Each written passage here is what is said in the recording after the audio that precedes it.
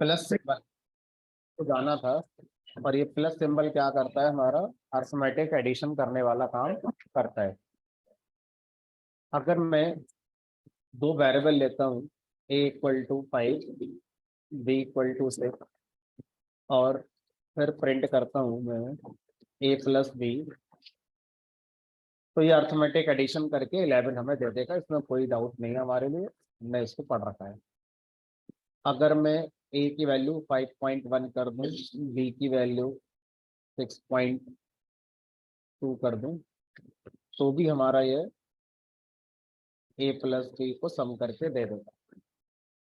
तो प्लस दो न्यूमेरिक चाहे इंटीजर हो, दो न्यूमेरिक चाहे फ्लोट हो, ऐसा भी हो सकता है। एक इंटीजर है, एक फ्लोट है ना, तो भी इनको अर्थमेटिकली प्लस करके हमें देगा। तो अगर मैं एक इंटीजर और एक फ्लोट पर प्लस का यूज करूंगा, तो जो भी रिजल्ट बना होगा वो फ्लोट बनेगा।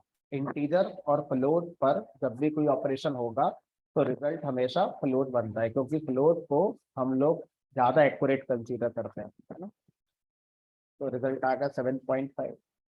अब जो एक सरप्राइजिंग फैक्ट है वो ये, कि अगर मैं किसी वेरिएबल में कोई स्ट्रिंग को स्टोर कर दूं, अब वो स्ट्रिंग कुछ भी हो सकती है, ठीक है।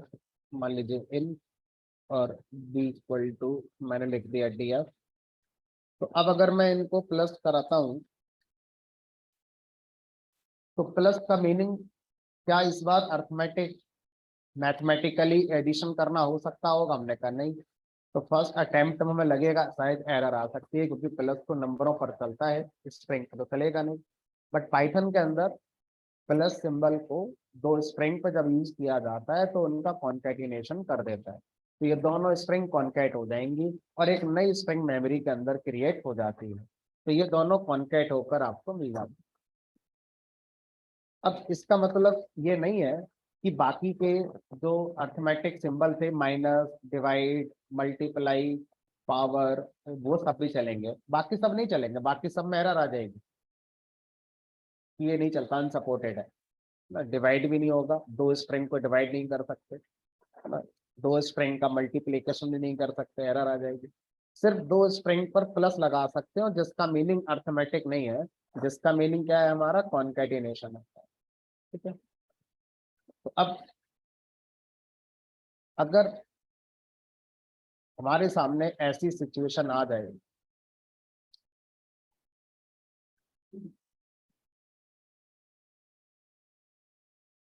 a = 5, b = 6, तो इसका रिजल्ट क्या 11 आना चाहिए या 5 6 आना चाहिए। प्लस को स्ट्रिंग से मतलब है, उस स्ट्रिंग के अंदर आपने अल्फाबेट लिखा है, कोई डिजिट लिखी है, कोई सिंबल लिखा है, उसका फर्क नहीं पड़ता। जो भी आपने स्ट्रिंग में लिखा होगा वो दूसरे स्ट्रिंग के साथ कॉन्केट कर दिया जाएगा, ठीक है। तो यहाँ पर जो रिजल्ट आएगा वो रिजल्ट आपका 5 और 6 एज स्ट्रिंग आएगा, ठीक है। आउटपुट देखने वाले को ये पता नहीं चल पाता है कि ये जो रिजल्ट है वो स्ट्रिंग में है या ये रिजल्ट हमारा इंटीजर में है, उसे सिर्फ यहाँ पर जो स्ट्रिंग है वो दिखाई दे रही है। अब क्या कोई ऐसा तरीका है पाइथन के अंदर कि हम किसी स्ट्रिंग को नंबर में कन्वर्ट कर पाए? तो आंसर इज यस। पाइथन के अंदर स्ट्रिंग को नंबर में कन्वर्ट करने का कॉन्सेप्ट दिया गया, और उसी को हम लोग क्या बोलते हैं, टाइप कन्वर्जन। तो हमारा जो नेक्स्ट कॉन्सेप्ट है उसका नाम है टाइप कन्वर्जन। और टाइप कन्वर्जन का मतलब होता है स्ट्रिंग को इंटीजर में कन्वर्ट करना नहीं, किसी भी एक टाइप की वैल्यू को दूसरे टाइप में कन्वर्ट करना। यह तो एक एग्जांपल हो गया समझाने के लिए कि हमें स्ट्रिंग को इंटीजर में कन्वर्ट करना है। कॉन्सेप्ट कहता है किसी भी एक टाइप की वैल्यू को दूसरे टाइप में कन्वर्ट करने के प्रोसेस को टाइप कन्वर्जन कहा जाता है, ठीक है। तो अगर हम इसको लिखना चाहें तो लिख सकते हैं, converting value of one type two other, ठीक है। क्या कहलाता है, टाइप कन्वर्जन कहलाता है।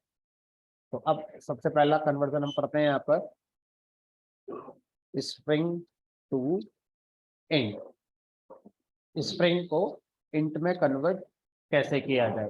तो ऐसा करने के लिए पाइथन के अंदर एक फंक्शन बनाया गया, जिस फंक्शन का नाम है इंट।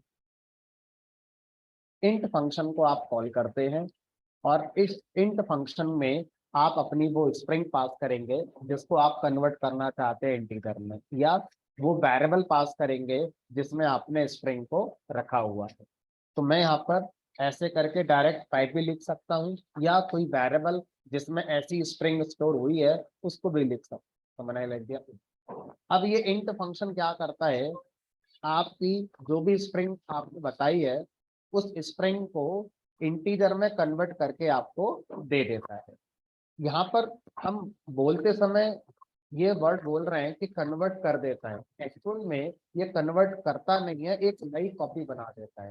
यानी कि मेमोरी में जो ए है वो अभी भी प्रेजेंट होगा एज स्ट्रिंग, लेकिन इंट फंक्शन क्या करेगा, उसकी एक नई कॉपी बनाएगा और वो नई कॉपी इंटीजर टाइप की हमारी होगी, है ना। तो हमें इंट फंक्शन से इस ए की एक कॉपी मिलती है, हम उसे किसी वेरिएबल में स्टोर कर सकते हैं। लेट अस सपोज मैंने इसे एक्स नाम के वेरिएबल में स्टोर कर। तो अब यहाँ पर हम ये नहीं बोलेंगे कि एक हमारा मेमोरी से खत्म हो गया अब वो इंटीजर बन गया, नहीं, हम ये बोलेंगे आगे के प्रोग्राम में अगर हम चलते हैं तो आगे के प्रोग्राम में ए अभी भी है एज ए स्ट्रिंग, लेकिन अगर उसी को एज इंटीजर यूज करना है तो आपकी एक कॉपी बन गई है जो किस में स्टोर कर दी गई है, एक्स वेरिएबल में स्टोर कर दी गई है। तो अब आप इंटीजर वाला ये करना चाहते हैं यूज, तो वो एक्स से यूज होगा। तो यहाँ पर हम लिख दें, ज्यादा बेटर है, returns a new copy as entity. अब इसी तरह से अगर मैं जो बी स्ट्रिंग है उसको अगर कन्वर्ट करना चाहूँ इंटीजर में, तो सेम सिंटेक्स का यूज करके हम ऐसा कर सकते हैं। अब अगर मैं आगे के प्रोग्राम पर अभी भी ए प्लस बी करूंगा तो क्या आपको लगता है इसका रिजल्ट 11 आएगा? नहीं, अभी भी रिजल्ट क्या आएगा, 5 6 ही आएगा। तो अगर आप ए और बी का इंटीजर वाला वर्जन यूज करना था तो वो एक्स और वाई में रखा हुआ है, आप उन्हें एक्स और वाई से यूज करेंगे। तो इस तरह से हम क्या कर सकते हैं, स्ट्रिंग को इंटीजर में कन्वर्ट कर सकते हैं। अच्छा सर, अब मान लीजिए सिचुएशन ऐसी होती कि यहाँ पर 5.1 और 6.2 है, तो अब अगर मैं यहाँ पर a प्लस बी करूंगा तो इसका रिजल्ट क्या नजर आना चाहिए, आउटपुट में 5.1 6.2 दोनों कॉन्केट होकर प्रिंट हो जाएंगे। इनका अर्थमेटिक हमारा एडिशन तो होगा नहीं। 5.1 6.2 हम ऐसा नहीं चाहते थे, हम चाहते थे कि ये दोनों का क्या हो जाना चाहिए, अर्थमेटिक एडिशन होना चाहिए। तो इस बार हम स्ट्रिंग को इंट में कन्वर्ट नहीं करना चाहेंगे, इस बार हम स्ट्रिंग को फ्लोट में कन्वर्ट करना चाहेंगे, स्ट्रिंग टू फ्लोट। ठीक है, अब ऐसा करने के लिए हमारे पास जैसे स्ट्रिंग को इंट में कन्वर्ट करने के लिए इंट नाम का फंक्शन है, उसी सेंस को अगर हम आगे बढ़ाएं तो स्ट्रिंग को फ्लोट में कन्वर्ट करने के लिए फिर किस नाम का फंक्शन होना चाहिए, फ्लोट नाम का होना चाहिए, और ऐसा है भी। तो फ्लोट फंक्शन कह रहा है आप मुझे चाहे तो डायरेक्ट स्ट्रिंग वैल्यू दे दें ऐसे करके, चाहे तो वो वेरिएबल दे दें जिसमें इस तरह की कोई स्ट्रिंग वैल्यू रखी हुई है। तो हमने वेरिएबल दे दिया, क्या करेगा, ये भी एक नई कॉपी बनाएगा, एग्जिस्टिंग में कोई भी चेंज हमारा नहीं कर, return the new copy as float. ठीक है, अब जो भी आया उसको आप किसी एक वेरिएबल में स्टोर कर लें। सेम मैनर में आप बी स्ट्रिंग को भी फ्लोट में कन्वर्ट कर सकते हैं, एक्स प्लस वाई। अब करेंगे तो अर्थमेटिक ऑपरेशन जैसे होना था 11.3 वो आपका हो जाता है। 5.1 और 6.2 को फ्लोट में कन्वर्ट कर दिया और ऐसा कर दिया। अब अगर इसमें ये कहा जाए कि कोई भी स्ट्रिंग इंट में कन्वर्ट हो जाएगी, क्या कोई भी स्ट्रिंग फ्लोट में कन्वर्ट हो जाएगी, तो ये कहना सही नहीं होगा। जैसे मान लीजिए यहाँ पर ये जो स्प्रिंग है इसमें 5.1 के लिख दिया मैंने, ये 5.1 के। अब इसका मैं फ्लोट बनाना चाहूँ तो नहीं बनेगा, एरर आ जाएगी। हर स्प्रिंग इंटीजर में या फ्लोट में कन्वर्ट नहीं होती, सिर्फ वो स्प्रिंग्स कन्वर्ट हो पाएंगी जिनके अंदर डिजिट्स होती हैं। अगर स्प्रिंग में कोई अल्फाबेट आ गया या कोई और सिंबल या कोई और कैरेक्टर आ गया जो डिजिट नहीं होता है, उसका इंटीजर फ्लोट कन्वर्जन नहीं हो पाएगा। तो अभी क्या होगा, अभी वो लाइन जो ए स्प्रिंग का फ्लोट कन्वर्जन कर रही है वहां पर एरर आ जाएगी। Could not convert string to float, string को फ्लोट में कन्वर्ट नहीं किया जा सका। क्यों? क्योंकि जिसको आप कन्वर्ट करना चाहते थे वो कन्वर्ट होने लायक नहीं है, उसमें कुछ ऐसा अवेलेबल है जो फ्लोट में होता नहीं है। फ्लोट में ये हो सकता है, ये हो सकता है, ये हो सकता है, फ्लोट नंबर में के तो होता ही नहीं है। ठीक है, सेम मैनर में इंटीजर के साथ अगर आप करेंगे तो वहां भी क्या आएगी, आपकी एरर आएगी। ठीक है, अब क्या किसी भी इंटीजर या किसी भी फ्लोट को स्ट्रिंग में कन्वर्ट कर सकते हैं? स्ट्रिंग में कन्वर्ट करना हो, इंटीजर या float to string, for example a equal to 5, b equal to 6.1। अब मैं इन दोनों का कॉन्कैटिनेशन करना चाहता हूँ। तो अगर मैं इन दोनों का कॉन्कैटिनेशन करना चाहता हूँ तो मैंने a प्लस बी लिख दिया क्योंकि यही है कॉन्कैटिनेशन करने के लिए। लेकिन अगर मैं देखूं तो इस बार 5 इंटीजर है, 6.1 फ्लोट है, न्यूमेरिक है दोनों, प्लस इस बार इनका अर्थमेटिक कर देगा, कॉन्कैटिनेशन नहीं करेगा। 11.1, बट हम तो नहीं चाहते थे, हम तो चाहते थे कि ये हमारा क्या हो जाए, कॉन्कैट हो जाए। तो ऐसा करने के लिए आपको क्या करना होगा, पहले ए को स्ट्रिंग में कन्वर्ट करना होगा। str फंक्शन होता है। str फंक्शन क्या करता है, आपसे इंटीजर या फ्लोट मांगेगा और उसकी एक कॉपी बनाएगा एज स्ट्रिंग और वो बनाकर आपको दे देगा। तो आपने यहाँ पर वो वेरिएबल देना है या वो सीधी वैल्यू देनी है जिसको स्ट्रिंग में कन्वर्ट करना चाहते हैं, ये आपको उसकी एक नई कॉपी बनाकर वापस कर देगा। ठीक है, रिटर्न से न्यू कॉपी एज स्ट्रिंग। ठीक है, अब सेम मैनर में जो बी है इसके लिए भी हम कर लेते हैं। अब अगर मैं x प्लस वाई करूंगा तो हमारा कॉन्कैटिनेशन हो जाएगा, 5 और 6.1 का कॉन्कैटिनेशन हो गया। तो इस तरह से हम टाइप कन्वर्जन को समझ सकते हैं। तो जो टाइप कन्वर्जन है, ये टाइप कन्वर्जन हमारा जरूरी नहीं है कि ये तीन ही होते हैं जो मैंने आपको पढ़ाए हैं, स्ट्रिंग का इंटीजर में, स्ट्रिंग का फ्लोट में, या इंटीजर का फ्लोट में। आगे जैसे जैसे हम पाइथन में बढ़ते चले जाएंगे हो सकता है और भी नए नए डेटा टाइप हमें पढ़ने को मिले, और जब नए नए डेटा टाइप पढ़ने को मिलेंगे तो उनका भी तो एक दूसरे में कन्वर्ट होना चाहिए। तो जैसे जैसे आगे बढ़ते जाएंगे टाइप कन्वर्जन और आगे अपने आप बढ़ता चला जाएगा। ठीक है, अब इस वाले सिनेरियो का आंसर क्या होगा,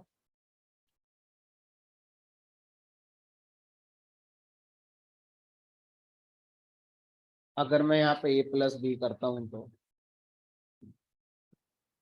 क्योंकि प्लस कह रहा है कि अगर दोनों नंबर होते तो मैं अर्थमेटिक कर देता, दोनों स्ट्रिंग है तो कॉन्कैटिनेशन कर दूंगा, लेकिन एक नंबर है, अब वो नंबर चाहे इंटीजर हो चाहे फ्लोट हो, दूसरा स्ट्रिंग है, तो अब मैं क्या करूं, एरर। तो इस बार क्या आएगी, हमारी एरर आएगी, अनसपोर्टेड ऑपरेटर।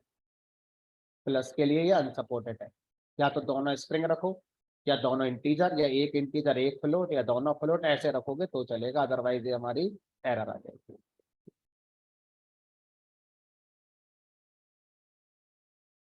अब अगर हम प्लस सिंबल के इस बिहेवियर को शॉर्ट में अगर समझने की कोशिश करें तो हम ऐसा कह सकते हैं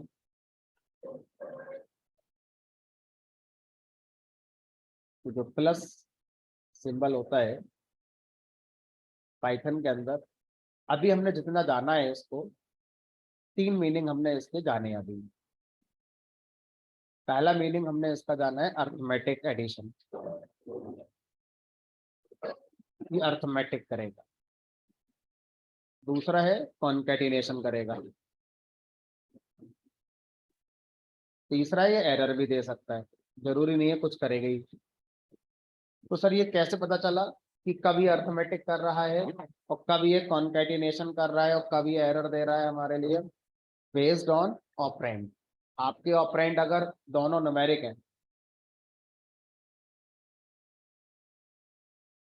if both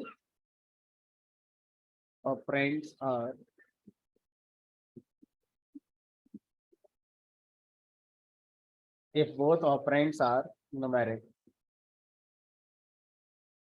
concatenation कब करेगा?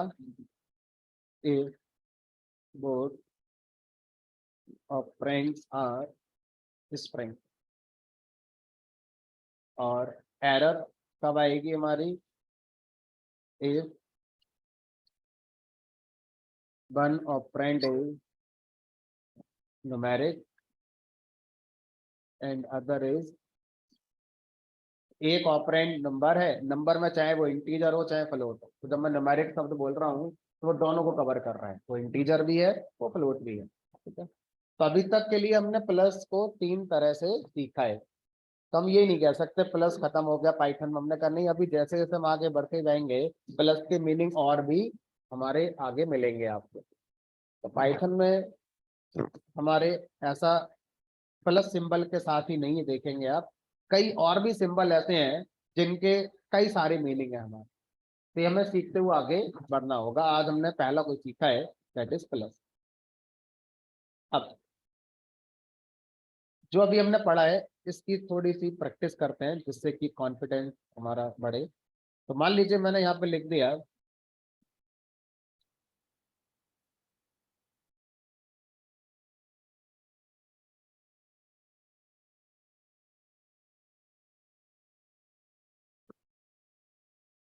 इंटीजर में 10 + 20। बहुत आसान लिखा है मैंने।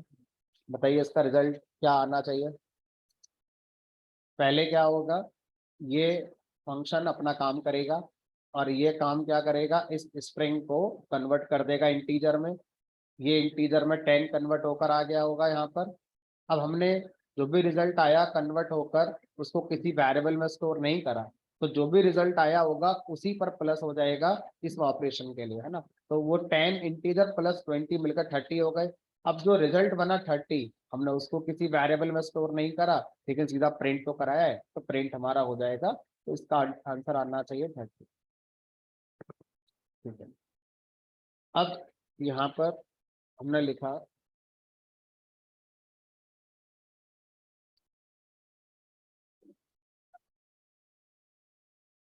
थोड़ा सा ट्रिकी है, ज्यादा नहीं है, थोड़ा सा ट्रिकी है। सोचिए क्या आंसर आना चाहिए इसका।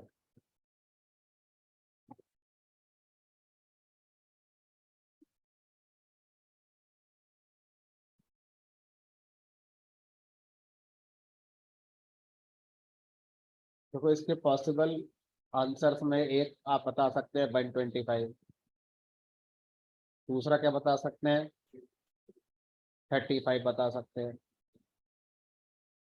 और एरर नहीं बता सकते कि भाई ये तो गलत है, या कोई और भी हो सकता है, 120 भी हो सकता है। ठीक है, तो अब समझ लेते हैं यहाँ पर क्या हो रहा है। इंट फंक्शन ये कह रहा है कि जो मुझे स्ट्रिंग दी जाएगी मैं उसे इंटीजर में कन्वर्ट कर दूंगा। तो हमने इस बार इंट फंक्शन को 10 स्ट्रिंग नहीं दी है, ये वाला इंट का पैरेंथेसिस यहाँ पे शुरू हुआ है और यहाँ खत्म हुआ है। तो इसके बीच में जो भी लिखा होगा पहले वो हमारा एग्जीक्यूट होगा और वहां से जो रिजल्ट बनेगा वो इंट को दिया जाएगा। ठीक है, अब इस पूरे का जो मतलब है वो है 10 स्ट्रिंग + 5 स्ट्रिंग को कॉन्केट कर देना, क्योंकि प्लस 2 स्ट्रिंग पे लगेगा तो कॉन्केट कर देगा, और ये क्या हो गया 105। और हम जानते हैं कॉन्कैटिनेशन का रिजल्ट हमेशा स्ट्रिंग ही आता है। अब ये जो 105 बना, ये दिया गया इंट को कन्वर्ट करने के लिए। इंट कह रहा है हाँ इसको कन्वर्ट किया जा सकता है इंटीजर में। तो अब इंट से जो रिजल्ट निकला होगा वो निकला होगा एज इंटीजर 105। फिर इसमें प्लस हुआ होगा हमारा 20, इसीलिए इसका रिजल्ट क्या आना चाहिए, 125 आना चाहिए। ठीक है। अब इसी बात को अगर मैं ऐसे लिख दूं यहाँ पर,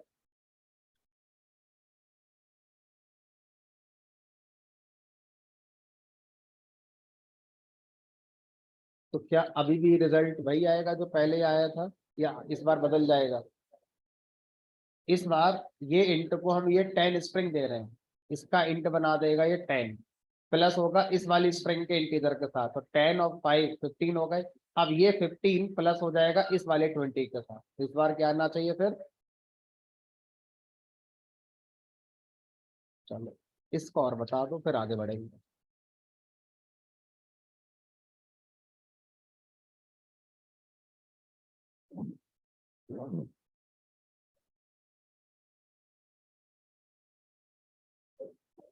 ऐसा नहीं करोगे, 15 कर देते हैं, 15 का इंटीजर बन जाएगा।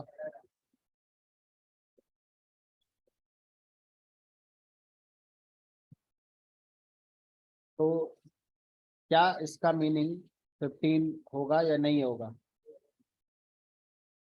क्या इसका मीनिंग 105 होगा? दोनों ही लग रहे हैं, तो लगने से नहीं होगा ना, एग्जैक्ट पता होना चाहिए, है ना। तो यहाँ पर 15 क्यों नहीं होगा? क्योंकि ऐसा होने के लिए 10 को नंबर और 5 को नंबर होना चाहिए, बट ये दोनों तो स्ट्रिंग के अंदर लिखे हुए हैं, ये दोनों नंबर तो है नहीं। तो 105 क्यों नहीं होगा? ऐसा होने के लिए इन दोनों को अलग अलग स्ट्रिंग होना पड़ेगा, बट ये अलग अलग स्ट्रिंग थोड़ी है, ये तो एक ही स्ट्रिंग है। एक ही स्ट्रिंग के अंदर प्लस का मतलब कॉन्कैटिनेशन नहीं होता है, दो स्ट्रिंग के बीच में प्लस आए तो वो उनका कॉन्कैटिनेशन करता है। एक स्ट्रिंग के अंदर अगर प्लस सिंबल आए तो क्या करता है, कुछ नहीं करता, तो उसका कोई मीनिंग है ही नहीं है। तो इस बार इस वाले प्लस का कोई मीनिंग ही नहीं है, ये सिंपल एक करेक्टर कंसीडर होगा, ना ये कॉन्कैटिनेशन करेगा, ना ये अर्थमेटिक करेगा, ना ये एरर देगा, कुछ नहीं करेगा। अब ये पूरी की पूरी स्ट्रिंग किसको पास हो जाएगी, हमारे इंटीजर को पास हो जाएगी। अब इंटीजर क्या दे देगा यहाँ पर, एरर। क्यों? क्योंकि ऐसी स्ट्रिंग जिसमें डिजिट के अलावा कुछ और होगा वो हमारा कन्वर्ट नहीं हो सकती इंटीजर। तो इस बार क्या आ जानी चाहिए, हमारी एरर आ जानी चाहिए, तो यहां से निकलेगी एरर।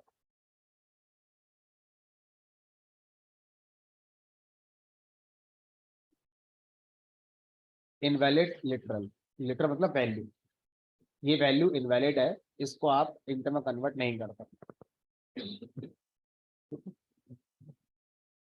चलिए, अब सर जो आपने अभी पढ़ाया है पिछले 15-20 मिनट में, क्वेश्चन ये है कि ये पढ़ के फायदा क्या हुआ? आपने ए इक्वल टू ऐसे लिखा, फिर आपने कहा चलो इसे कन्वर्ट करते हैं इंटीजर में।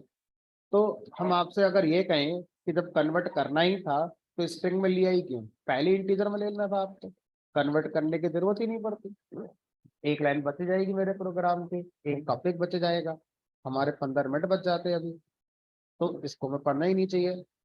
तो इसका आंसर जानने के लिए आपको अभी 10 मिनट और इंतजार करना पड़ेगा कि हमने टाइप कन्वर्जन क्यों पढ़ा। अभी हमें पता चल गया हाँ होता है और ऐसे किया जाता है, हमने क्यों करा ऐसा इसका आंसर अभी हमारे पास नहीं है। कोई ऐसी वजह नहीं थी जिसके लिए हम टाइप कन्वर्जन को पढ़ेंगे पढ़ेंगे, मजबूरी नहीं है हमारी वजह, है ना। अभी हम नेक्स्ट टॉपिक की तरफ मूव कर रहे हैं, और नेक्स्ट टॉपिक के बीच में आपको इस क्वेश्चन का आंसर अपने आप मिल जाएगा, मुझे बताने की जरूरत भी नहीं पड़ेगी। चलिए, तो अब हमारा नेक्स्ट टॉपिक क्या है? नेक्स्ट टॉपिक है यूजर इनपुट। अगर हम पाइथन में यूजर से कुछ इनपुट लेना चाहते हैं तो कैसे लेंगे? यूजर से आप इनपुट क्यों लेना चाहते हैं, सबसे पहले यही समझ लेते हैं। हमने कहा ठीक है, अगर आपसे कहा जाए कि मैं एक प्रोग्राम में दो नंबर का एडिशन करना चाहता हूं तो आप कर दो। अब इस प्रोग्राम को मैं जितनी बार भी रन करूंगा हर बार सेम नंबर का एडिशन हो जाएगा, ऐसा नहीं हो सकता। कि ये प्रोग्राम जब भी चले तो हर बार दो अलग अलग नंबर का एडिशन करे, तो इस प्रोग्राम को बताना पड़ेगा ना, किन दो नंबर का एडिशन करना, अपने मन से तो करेगा नहीं। तो यहाँ पर एक नीड आई कि क्यों ना जब प्रोग्राम चले तो रन टाइम पर हम यूजर से ही पूछ लें कि यूजर बताओ कौन से दो नंबर है जिनको आप अभी ऐड करना चाहते हो।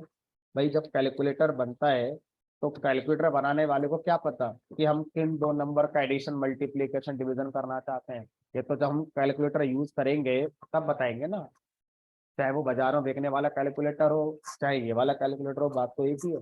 तो जिस प्रोग्रामर ने ये कोड बनाया होगा कैलकुलेटर का, तो उसको कैसे पता कि हम कौन से दो नंबर को ऐड करना चाहते हैं, है ना। इसका मतलब रन टाइम पर ही हम यूजर से कई बार इनपुट लेते हैं किसी भी ऑपरेशन को परफॉर्म करने के लिए। ऑपरेशन क्या होगा, उसका लॉजिक क्या होगा, प्रोग्रामर को पहले से लिखना होगा, लेकिन वो ऑपरेशन किन वैल्यूज पर होगा वो वैल्यूज प्रोग्रामर को पहले से नहीं पता होती है। वो हम जनरली क्या करते हैं, यूजर से रन टाइम पर इनपुट करते हैं या किसी फाइल से रीड करके इनपुट लेकर आएंगे।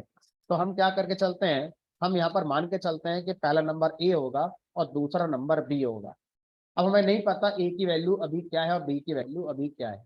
तो यहाँ पर अब हम वो कोड सीखना चाहते हैं जो यूजर से इनपुट लेकर आएगा और उस वैल्यू को ए में जाकर असाइन कर देगा। ठीक है, तो उसी टॉपिक का नाम है यूजर इनपुट। अब पाइथन में अगर हम यूजर से कुछ इनपुट लेना चाहते हैं तो एक काम करते हैं, मैं पाइथन के प्रोग्राम में तीन स्टेटमेंट लिखता हूँ, एक प्रिंट हाई और एक प्रिंट बाय और इसके बीच में इनपुट लेने वाला कोड। तो ऐसा करने के लिए एक फंक्शन है जिसका नाम भी इनपुट है। तो पाइथन में इनपुट नाम का एक फंक्शन होता है और इस इनपुट फंक्शन को जब आप कॉल करते हैं तो ये क्या करता है उसको समझते हैं। इसका पहला काम है आपके प्रोग्राम के एग्जीक्यूशन को रोक देना, यानी आपका जो प्रोग्राम है उसका एग्जीक्यूशन सस्पेंड हो जाएगा।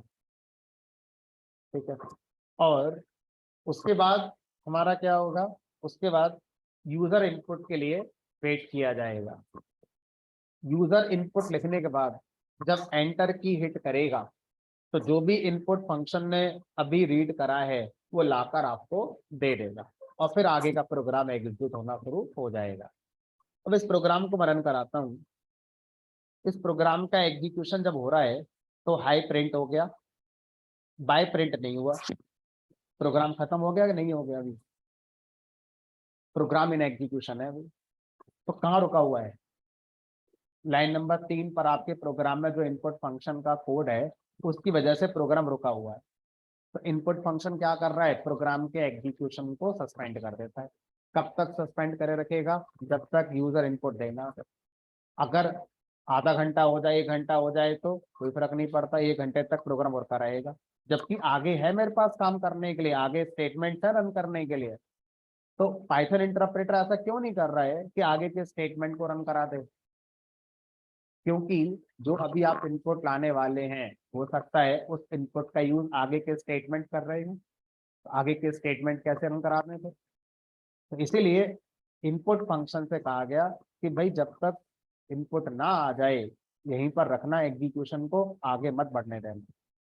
ठीक है, अब यहाँ पर ये यूजर को ऐसे दिख रहा है। ठीक है, तो अगला क्वेश्चन ये है यहाँ पर अब कि एक यूजर को कैसे पता चलेगा कि वो क्या करे, उसे ये कैसे एहसास होगा कि मुझसे कुछ इनपुट मांगा जा रहा है।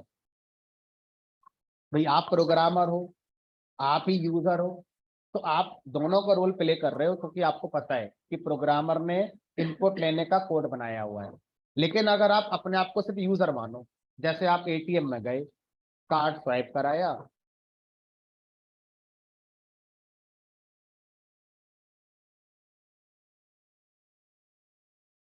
आ जाओ, कुछ ना कुछ प्रेस ही करके आओगे, क्या करना है कुछ बता ही नहीं रहा है मशीन।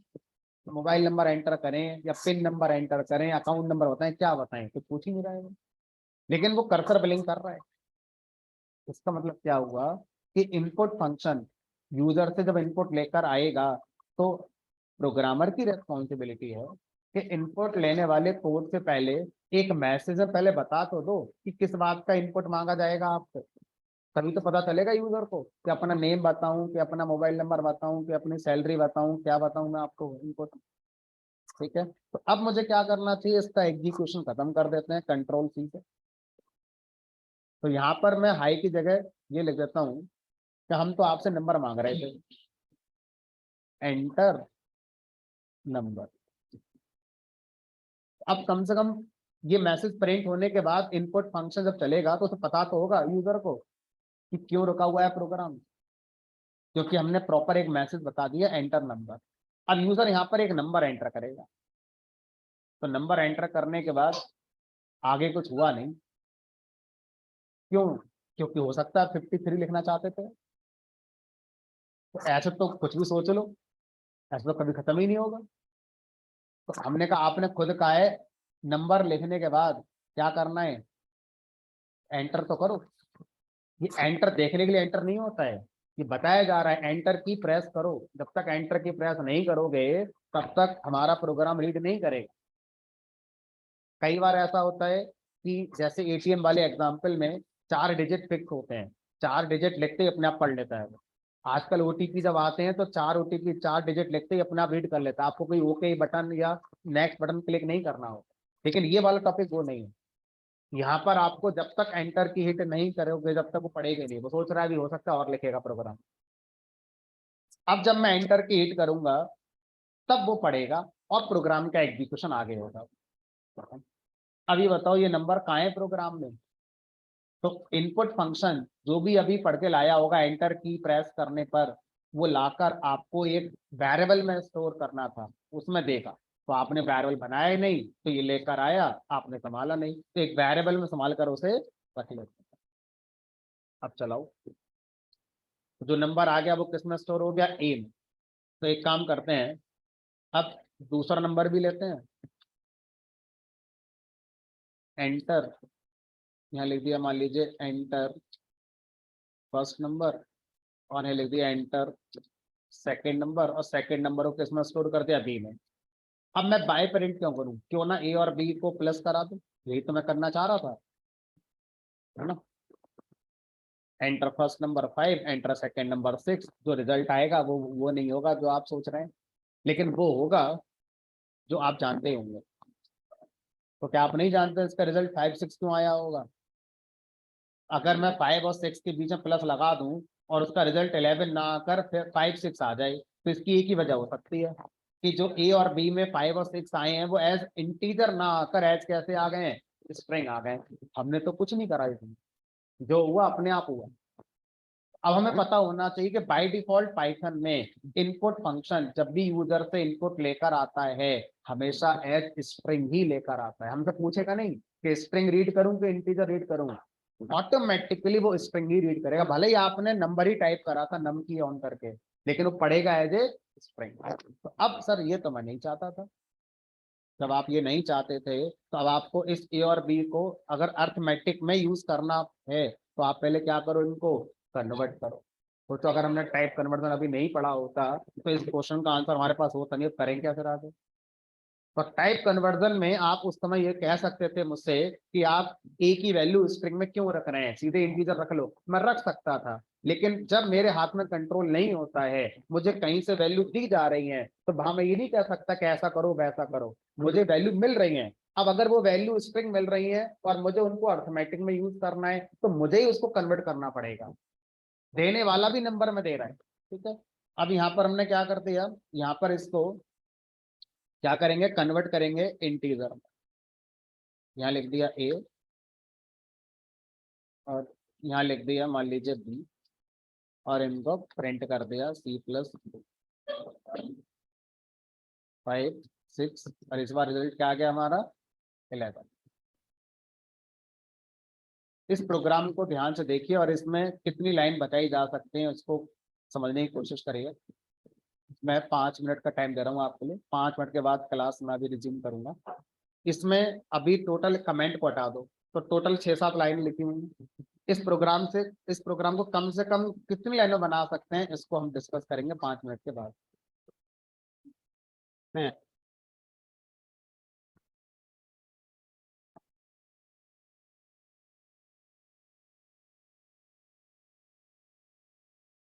ये जो प्रिंट स्टेटमेंट्स हैं, इन प्रिंट स्टेटमेंट्स को कस्टमाइज किया जा सकता है। कैसे? जब इनपुट फंक्शन हम कॉल करते हैं तो ये जो मैसेज है प्रिंट वाले, इनको हम इनपुट फंक्शन को भी दे सकते हैं। तो इनपुट फंक्शन ये कह रहा है कि अगर आपने मेरा यूज बिना किसी मैसेज के करा तो मैं बस यूजर से इनपुट लेकर आऊंगा, लेकिन अगर आपने मुझे यूज करते समय मुझे कोई मैसेज भी दिया तो पहले मैं इनपुट लेकर नहीं आऊंगा, पहले मैं इस मैसेज को प्रिंट भी करूंगा, उसके बाद फिर इंतजार करूंगा यूजर के इनपुट का। फिर जो इनपुट आएगा उसको मैं स्ट्रिंग में पढ़ूंगा और आपको लाकर एक वेरिएबल में दे दूंगा। ठीक है।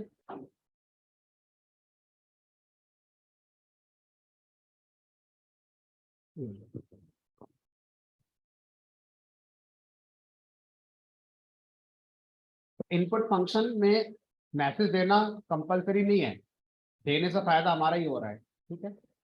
अब ये कॉमन सेंस भी है कि जब भी आप इनपुट लेने जाएंगे तो किसी बात का इनपुट तो मांगेंगे, तो उसके रिगार्डिंग कोई मैसेज तो पहले आपको लिखना ही होगा, है ना। तो इनपुट फंक्शन में हम ज्यादा बार अगर देखें, अपनी प्रैक्टिस जब करेंगे तो एक मैसेज देकर ही कर रहे होंगे, वरना कैसे बताएंगे यूजर को कि किस बात का इनपुट आपसे मांगा जा रहा है। ठीक है। अब ये तो कमेंट था, इसको हम हटा सकते हैं। ये प्रोग्राम हमारा अब ऐसे बन चुका है। अब इसको और मैं रिड्यूस करना चाहता हूँ, तो कैसे रिड्यूस कर सकते हैं इस प्रोग्राम को? और यहाँ पर ये जो इंट फंक्शन है, ये हमसे कह रहा है कि आप मुझे डायरेक्ट स्ट्रिंग दे दो जिसको कन्वर्ट इंट में करवाना है, या कोई वेरिएबल दे दो जिसमें स्ट्रिंग रखी हो, उसके थ्रू भी की वैल्यू कन्वर्ट हो जाएगी, या सीधे सीधे कोई ऐसा एक्सप्रेशन भी आप दे सकते हो जो कहीं से स्ट्रिंग लाता हो। तो अगर मैं इंट फंक्शन से कहूँ कि आपको जो स्ट्रिंग है वो एक वेरिएबल से नहीं लेनी है, आप एक काम करो इनपुट फंक्शन से स्ट्रिंग ले लेना, तो मैंने क्या करा, इनपुट फंक्शन को यहाँ से हटाकर इंट फंक्शन के अंदर लिख दिया। इस बार इंट फंक्शन जो स्ट्रिंग मांगेगा वो इनपुट फंक्शन से मांगेगा, और इनपुट फंक्शन फिर स्ट्रिंग कहाँ से मांगेगा? यूजर से मांगेगा। तो यूजर से स्ट्रिंग आएगी इनपुट के पास, इनपुट इस स्ट्रिंग को दे देगा इंट के लिए, इंट उसे कन्वर्ट करके किस में स्टोर कर लेगा? सी के अंदर। तो ऐसे तो सर हम इस काम को भी कर सकते हैं, हमने कहा हमें करना चाहिए।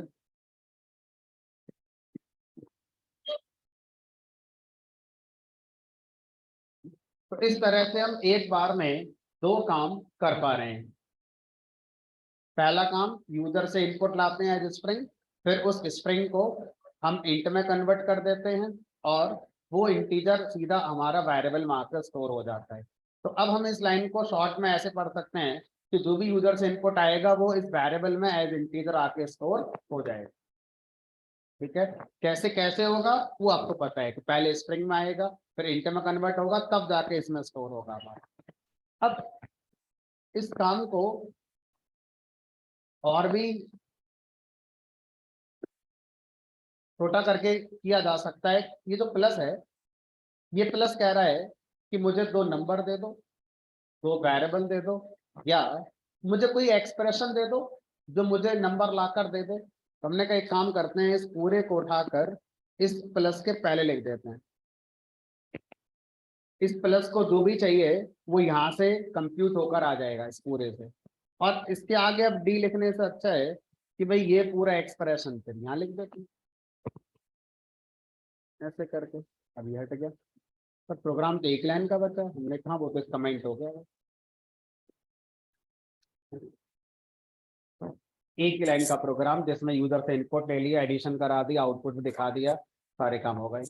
तो अगर मैं इस प्रोग्राम को सी के प्रोग्राम से कंपेयर करूं तो एक लाइन में तो हैश इंक्लूड स्टूडियो होता है, खत्म, और यहाँ पर एक लाइन में आपने सारा काम कर लिया। ये वाली जो अप्रोच है ये अच्छी अप्रोच कंसिडर नहीं होती है।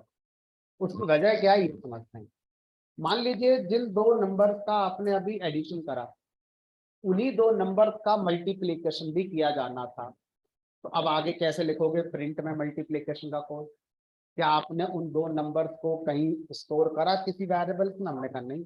तो अगर आपने स्टोर कहीं करा ही नहीं, सीधा जहाँ यूज होना था वो नंबर उसी जगह यूज हुए, तो अब आगे के प्रोग्राम में तो वो चलेंगे नहीं हमारे। तो इस अप्रोच का नुकसान ये हो गया कि लाइन तो इसमें आपकी काफी कम हो गई, एक ही लाइन हो गई, लेकिन जो अभी यहाँ से इतना हिस्सा था, इससे जो रिजल्ट बना, अगर मैं उसे प्लस के अलावा आगे किसी और कोड में भी यूज करना चाहूँ तो नहीं कर पाऊंगा, मुझे लाइन फिर से लिखनी पड़ जाएगी।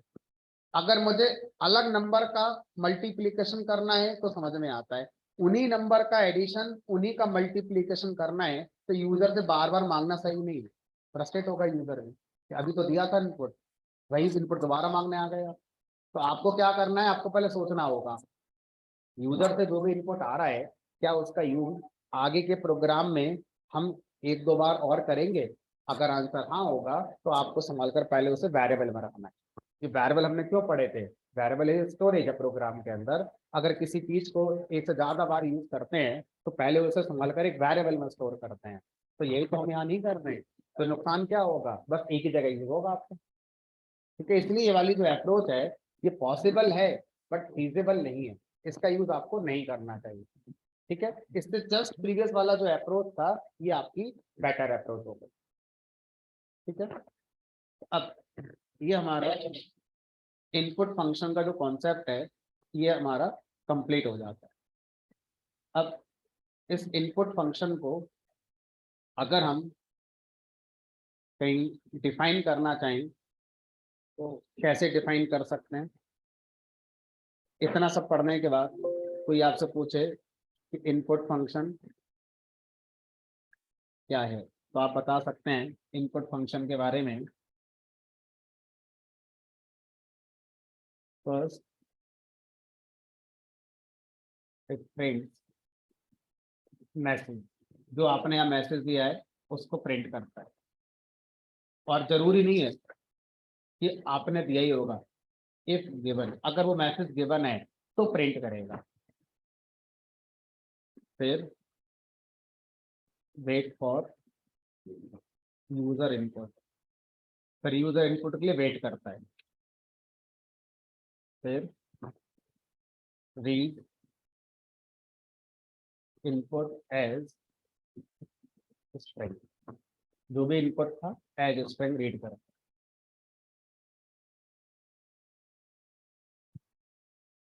रीड इनपुट एज स्ट्रिंग और अच्छा ले देते हैं, व्हेन यूजर हिट्स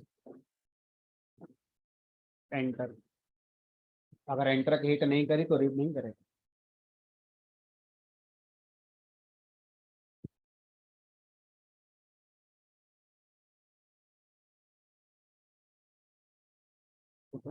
तो ये हमारा इनपुट फंक्शन का जनरली पर्पज होता है। तो अगर मैसेज नहीं होगा तो पहला काम यही होगा, दूसरा काम आपका ये, ये बात इंपॉर्टेंट है, एज स्ट्रिंग हमें देता है। ठीक है, तो अब हम क्या कर सकते हैं, अब हम यूजर इनपुट का यूज करके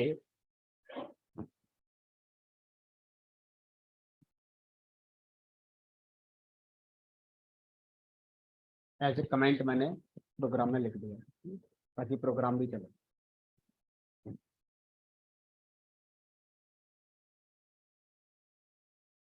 कुछ और प्रोग्राम बनाने की कोशिश करते हैं जिसमें यूजर इनपुट की जरूरत पड़ती है। अब अगर मुझे यूजर से इनपुट लेना है तो आपने दो नंबर अपने मन से मान लिए, फर्स्ट नंबर सेकंड नंबर, ये हम डिसाइड कैसे करते हैं कि क्या मांगे यूजर से। समझाने के लिए ठीक है, enter first number enter second number जोड़ दिखा दिया, लेकिन हम पता कैसे करते हैं कि क्या मांगना है यूजर से। तो आप अपनी प्रॉब्लम स्टेटमेंट को समझते हैं, प्रॉब्लम स्टेटमेंट को समझते हैं का मतलब है कि आप किस पर्पस के लिए प्रोग्राम बना रहे हैं। हमने कहा मुझे सर्कल का एरिया निकालना है। अब सर्कल का एरिया निकालना है तो प्रोग्रामर को सर्कल के बारे में नॉलेज होनी चाहिए, उसके एरिया के बारे में नॉलेज होनी चाहिए। तो नॉलेज हो गई, सर पाई आर स्क्वायर होता है। अब इस पाई आर स्क्वायर की गणित में आप ये सोचिए कि वो क्या है जो सर्कल के अकॉर्डिंग बदलेगा, और जो क्या है जो सर्कल के अकॉर्डिंग नहीं बदलेगा, चाहे कोई सा भी सर्कल है। रेडियस बदलेगी, आर मतलब रेडियस होती है सर्कल की, पाई की वैल्यू फिक्स होती है 3.14। तो जो चीज बदल सकती है वो यूजर से इनपुट मांगी जाए, जो नहीं बदलेगी वो यूजर से क्यों मांग रहे हैं, वो तो वही रहनी है। अगर यूजर कुछ और देगा तो वो आंसर गलत आ जाएगा फिर हमारा। तो हम अपने प्रोग्राम में पाई की वैल्यू पहले से मान के चलेंगे और रेडियस की वैल्यू यूजर से इनपुट कराएंगे, एंटर रेडियस। अब थोड़ा सा इसको और आगे लेकर चलेंगे अभी। अब हम ये सोचेंगे कि यूजर रेडियस जब लिखेगा तो वो नंबर ही लिखेगा, क्या रेडियस यूजर जब टाइप करेगा तो फ्रैक्शन में टाइप कर सकता है? बहुत ज्यादा चांस है। सर्किल की रेडियस 3.4 हो सकती है, 3.5 हो सकती है, 3.6 हो सकती है, कुछ भी हो सकती है। तो यूजर फ्रैक्शन में टाइप करेगा, लेकिन मेरा इनपुट फंक्शन जो भी रीड करेगा एज ए स्ट्रिंग रीड करेगा। तो अब मुझे अपने प्रोग्राम में उसे अगर मल्टीप्लाई में यूज करना है, पाई के साथ मल्टीप्लाई तो करेंगे आर स्क्वायर करने के लिए, तो वो तभी हो पाएगा जब इस स्ट्रिंग को मैं किसमें कन्वर्ट करूं, पहले फ्लोट में। इस बार इंट में नहीं करना है आपको, इस बार किस में करना है, फ्लोट में करना है। तो आप इस फंक्शन से जो वैल्यू आएगी वो किसको दे देंगे, फ्लोट। तो मैंने इसके पहले फ्लोट फंक्शन कॉल कर दिया और फ्लोट फंक्शन के अंदर इनपुट फंक्शन को लिख दिया। अब जो भी वैल्यू आई उसको एक वेरिएबल में स्टोर कर लेते हैं, लेटर सपोज आर। रीडेबिलिटी बड़ी रहेगी, आर माने रेडियस, इसका पूरा नाम रेडियस ही रख दो और ज्यादा अच्छा है, रीडेबिलिटी और अच्छी हो गई। ठीक है, चलो। अब पाई आर स्क्वायर, तो पाई की वैल्यू को किसी वेरिएबल में स्टोर करने की जरूरत है नहीं, क्योंकि पाई तो हमेशा जब भी यूज होगा 3.14 यूज होगा। अब प्रोग्राम में कितनी बार भी यूज कर लो, तो वेरिएबल बनाना चाहो बना सकते हो, नहीं बनाना चाहो तो डायरेक्ट लिख दो pi into r by r square हो। तो ये प्रोग्राम आपका सर्कल का एरिया निकालने वाला काम करे, तो सर्कल का रेडियस आ जाए। मुझे सिंपल इंटरेस्ट निकालने का प्रोग्राम बनाना है। तो सिंपल इंटरेस्ट निकालने का जब आप प्रोग्राम बनाएंगे तो यूजर से क्या मांगोगे? अब देखो, जितना भी अब हम सोच रहे हैं इसमें हमें प्रोग्रामिंग की नॉलेज होनी चाहिए लिखने के लिए सिंटैक्स, लेकिन उससे पहले एक नॉलेज और होनी चाहिए, लॉजिक। लॉजिक का सीधा मतलब गणित से होता है। अब आपको ये नहीं पता सर्कल क्या होता है, रेडियस क्या होता है, एरिया क्या होता है, तो आप क्या लिखोगे प्रोग्राम में? आप बोलोगे किताब में जो लिखा है वो टाइप करेंगे, तो उस बात की सैलरी नहीं मिलती ना 10,000। जो किताब में लिखा हुआ है उसको आप टाइप करने लगोगे तो वो आपको क्यों हायर करेंगे, वो तो किसी से टाइपिंग करा लेंगे, उसमें है क्या, टाइपिंग तो करना रह गया सर। प्रोग्रामर का मतलब क्या हो गया, जो लॉजिक लगा के सोच पाए और फिर जो सोचा है उसका कोड बना पाए, उस बात की सैलरी मिलती है इंडस्ट्री के अंदर। ना कि वो जो किताब में लिखा उसको टाइप करके रन करा के आ जाओ, हो गया आउटपुट आ गया। कॉलेज लाइफ हमारी ऐसी होती है। कॉलेज लाइफ में हमें जो टाइप करना है वो पहले से कहाँ लिखा होता है, किताब में लिखा होता है। हमारा मकसद वहां पर क्या होता है, जीरो एरर अगर मेरी आ गई तो गलती के लिए आ गई, इंडस्ट्री में ये नहीं होता है ना। तो अब यहाँ पर हम लोग क्या कर रहे हैं, मैथमेटिकली पहले काम कर रहे हैं, हमें उसकी नॉलेज होनी पड़ेगी। जैसे आपने कहा अगर मुझे सिंपल इंटरेस्ट निकालना है तो मुझे पहले इसका लॉजिक पता होना चाहिए, है ना। Principal multiply by rate of interest multiply by tenure, that is PRT, divide by 100। अब इन तीनों में देखो वो क्या है जो हर यूजर अपने अपने हिसाब से बता सकता होगा अपना इंटरेस्ट निकलवाने के लिए। प्रिंसिपल सबका अलग अलग हो सकता है ना, प्रिंसिपल वाला अमाउंट एक ही बात है। और टेन्योर, टी माने टाइम, टेन्योर भाई कोई 2 साल का इंटरेस्ट पूछेगा, कोई 3 साल का पूछेगा, कोई 5 साल का पूछेगा, कोई इतने अमाउंट पे 5 साल का इंटरेस्ट पूछेगा, कोई दूसरे अमाउंट पे पूछेगा 4 साल का इंटरेस्ट। रेट ऑफ इंटरेस्ट, अब ये आपको पहले से गिवन होगा प्रॉब्लम स्टेटमेंट में कि रेट ऑफ इंटरेस्ट फिक्स है या हर बार बदलना है आपको।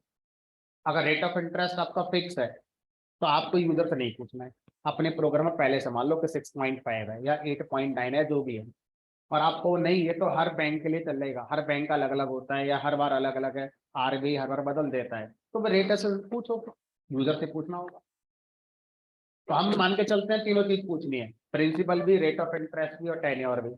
तो अब हमें ये पता होना चाहिए यहाँ पर कि ये तीनों चीजें क्या क्या हो सकती है। यूजर तो टाइप कर देगा, हमें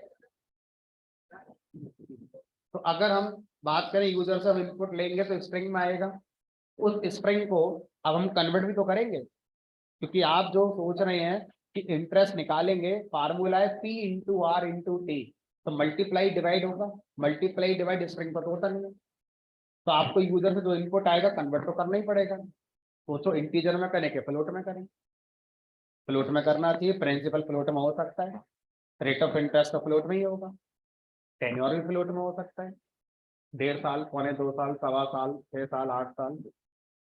तो इसके बेस पर हम डिसाइड करते हैं कि कितना इनपुट मांगे और किस तरह से मांगे, इंटीजर के मांगे या फ्लोट वाला मांगे, उसके अकॉर्डिंग फिर आपको अपना कोड जनरेट यहाँ पर करना होता है। ठीक है, अब मान लो किसी से ये कहे तो भाई अपनी डेट ऑफ बर्थ एंटर करो, हम आपकी एज बताएंगे, हम प्रोग्राम बनाना चाहते हैं एज कंप्यूट करने का। तो मान लीजिए किसी ने कहा मेरी डेट ऑफ बर्थ 2000 है, तो आज 2023 में अगर हम रह रहे हैं तो 2023 के अकॉर्डिंग उसकी एज कितनी हो गई, तो 2023। अब इसका लॉजिक क्या बनेगा, 2023 current year minus birth year, जो डिफरेंस आया भाई को एज है। आप एज कंप्यूट करने का लॉजिक क्या हुआ, current year minus birth year. तो अब करंट ईयर तो यूजर तो पूछोगे नहीं, 2023 चल रहा है हमारा, अगर हम प्रोग्राम इस साल चलाएंगे तो यूजर से क्या पूछोगे, बर्थ ईयर। अब सोचो बर्थ ईयर यूजर जब टाइप करेगा 2000 तो डिजिट ही प्रेस करेगा, बट मेरा इनपुट फंक्शन तो एज ए स्ट्रिंग वापस करेगा मुझे। अब उस स्ट्रिंग को माइनस तो हो नहीं सकता, अब मुझे कन्वर्ट करना होगा, किसमें करना चाहोगे, इस बार इंटीजर सही है, क्योंकि ईयर की वैल्यू हमने कभी नहीं सुनी 2000.4, 2000.8, 2000 की सुनी हमने, चाहे वो 2000 जनवरी है चाहे 2000 दिसंबर है, 2000 ही माना जाएगा एज कैलकुलेट जब करी जाएगी तो। ठीक है, तो अब मुझे पता है कि मुझे जो मिल रहा है मुझे उसको इंट में कन्वर्ट करना है। तो इस तरह से हमें पहले से पता होता है कि हम जो मांग रहे हैं वो हमने क्या मांगा है और फिर वो इंटीजर होगा या फ्लोट होगा। अच्छा, कई बार ऐसा होगा कि सर ये जो आपने एग्जाम्पल बताए हैं हो सकता है कि ये समझाने के लिए आपने सेलेक्ट कर रखे हो, कई बार ऐसा होगा कि हमें समझ ही नहीं आ रहा है कि अब जो हम मांग रहे हैं वो इंटीजर मांगे या फ्लोट मांगे, कई बार ऐसा होगा। तो अब आप बताओ सेफ साइड आप कहाँ रहेंगे अगर आपको आइडिया ना लग पाए रिगार्डिंग इनपुट टाइप इंटीजर और फ्लोट, तो कौन सा वाला बेटर हो सकता है आपके लिए। क्योंकि अगर मैं फ्लोट के साथ जाऊं और किसी ने इंटीजर की बात करी तो उसमें 0.0 लग जाएगा बात में, तो नुकसान तो होगा नहीं मेरा। ठीक है, तो अगर आपको कभी समझ में ना आए तो सेफ साइड आपको फ्लोट के साथ जाना चाहिए, अदरवाइज ज्यादातर केस में पता होता है हमारे लिए कि हम क्या करने जा रहे हैं। ठीक है, तो अभी आपने जो जो चीजें बताई हैं उनको आप क्या कर सकते हैं, प्रोग्राम में इम्प्लीमेंट कर सकते हैं, जैसे रेडियस निकालने का प्रोग्राम हो गया, इसी तरह से आप एक प्रोग्राम और बना लीजिए जो आपने बोला, एज कैलकुलेट करने का प्रोग्राम बना लीजिए। तो आपने यहाँ पर बर्थ ईयर, बर्थ ईयर, ठीक है। अब देखो ये जो स्पेलिंग हो गई थोड़ी बड़ी सी लग रही है मुझे, तो मैं कोशिश करूंगा बीच में क्या लिखने की, अंडरस्क, जिससे कि इसकी रीडेबिलिटी बढ़ जाए। ठीक है, birth year equal to integer input enter birth year. ठीक है, अब यहाँ पर आप ऐसे लिख सकते हैं करेंट ईयर इक्वल टू 2023, और यहाँ पर आप लिख सकते हैं एज। अब एक प्रिंट से अगर मैं मल्टीपल वैल्यू प्रिंट करता था तो मैं हर वैल्यू को कॉमा लगा कर लिखता था, एज कॉमा क्या लिख दूं यहाँ पर, current year minus birth underscore year. अब देखो जब एक प्रिंट से दो वैल्यू प्रिंट होती हैं तो उनके बीच में एक सेपरेटर चलता है, और वो सेपरेटर अगर मैं ना बताऊं तो डिफॉल्ट सेपरेटर क्या होता है, स्प्रिंग। देखने वाले को ठीक ठाक लगेगा।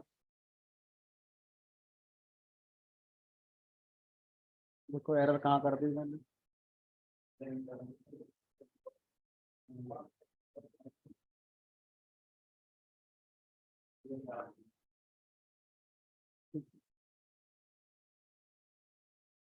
चलो ये तो देखने वाली है, अगर यहाँ पर कुछ गलत लिख भी दिया तो इस पर कैलकुलेशन फर्क तो पड़ेगा नहीं, तो दिखाने वाली है, ये इंपॉर्टेंट है।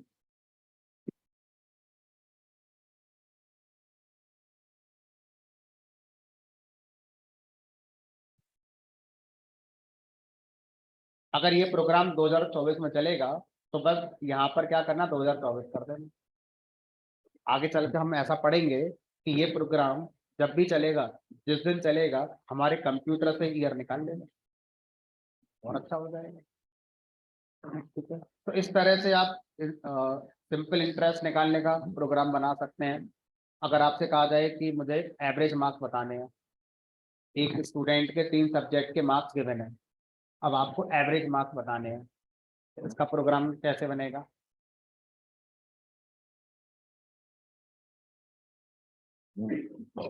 एक स्टूडेंट के 3 सब्जेक्ट के मार्क्स आपको मांगने हैं। अब मार्क्स की वैल्यू क्या हो सकती है, फ्लोट में रख सकते हो। जनरली इंडिविजुअल सब्जेक्ट के मार्क्स इंटीजर में ही आते हैं जनरली, लेकिन उनका जो एवरेज मार्क्स है वो फ्लोट आ सकता है। तो अब आपके पास ऑप्शन है, आप चाहें तो इंडिविजुअल सब्जेक्ट के मार्क्स को फ्लोट में रखें चाहे इंटीजर में रखें, है ना, रिजल्ट तो फ्लोट में ही आना है। ठीक, तो अगर मैं इस प्रोग्राम को बनाना चाहता हूँ तो मान लीजिए M1 वेरिएबल में मार्क्स रख लिए फर्स्ट सब्जेक्ट के, लेट अस सपोज इंटीजर में ही हम कन्वर्ट कर लेते हैं, enter marks of first subject.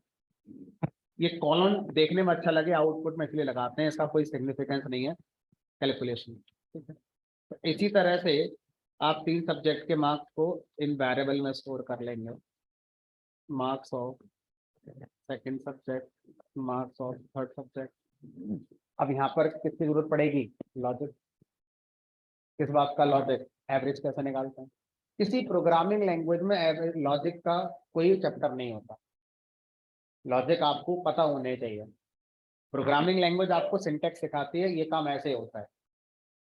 ठीक है, तो अब एवरेज निकालने का लॉजिक होता है, जिन नंबर का एवरेज निकालना है उन सबका सम करेंगे, divide by number of element. तो 3 सब्जेक्ट है, डिवाइड बाई 3 कर दो। ठीक है, इन तीनों का सम कर दिया, M1 plus M2 plus M3। अब जो रिजल्ट आया उसको डिवाइड करेंगे किससे, 3 से।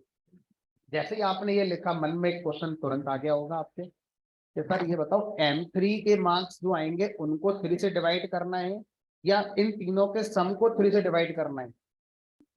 तो इस कंफ्यूजन को दूर करने के लिए हमें इन तीनों को एक एक्सप्रेशन के अंदर लिखना चाहिए, ब्रैकेट के अंदर, ताकि ये क्लियर आ जाए कि ये हमारा तीनों क्या है, ये तीनों पहले सम होंगे, उसके बाद जो रिजल्ट आएगा उसको डिवाइड करना है 3 से। अब जो रिजल्ट आएगा उसको मैं एक एबीजी वेरिएबल में स्टोर कर सकता हूँ, नाम उसका आई जे के एक्स वाई जेड ना रखकर एबीजी एवरेज रख लेते हैं, जिससे रीडेबिलिटी बनी रहेगी। ठीक है, अब इस एवरेज को ही मैं अगर प्रिंट करना चाहूँ तो मैं ऐसे करके प्रिंट करता हूँ।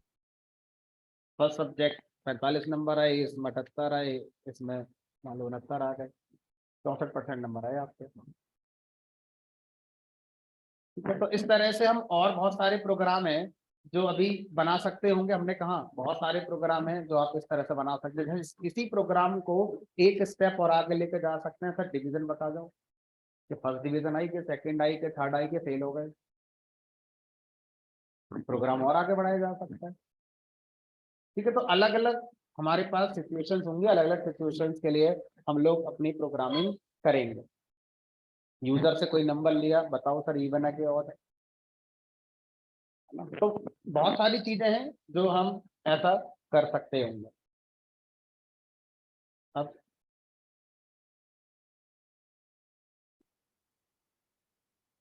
अगर आपसे कहा जाए कि सर पास और फेल वाला एग्जाम्पल बनाना, फिर डिवीजन वाला उसी में ऐड कर दें, तो हमें एक प्रोग्राम बनाने के लिए कहा गया जिसमें आपको बताना है यूजर से मार्क्स लेने आए और उन मार्क्स के बेस पर बताना है कि वो पास हो गया कि फेल हो गया। क्राइटेरिया पहले से आपको बताया जाएगा, 30 नंबर का क्राइटेरिया है। अगर मार्क्स 30 या 30 से ज़्यादा हैं तो आपको उसे पास बताना है, अगर मार्क्स की वैल्यू 30 से कम है तो आपको उसे फेल बताना है। मार्क्स की वैल्यू यूजर से इनपुट करानी है, मार्क्स फ्लोट में हो सकते हैं।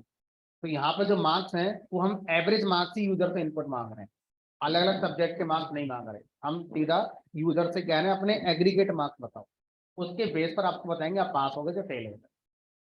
फिर इससे पहला वाला प्रोग्राम और ये वाला प्रोग्राम मिलाकर लिख देंगे तो जो आप कह रहे थे वो हो जाए।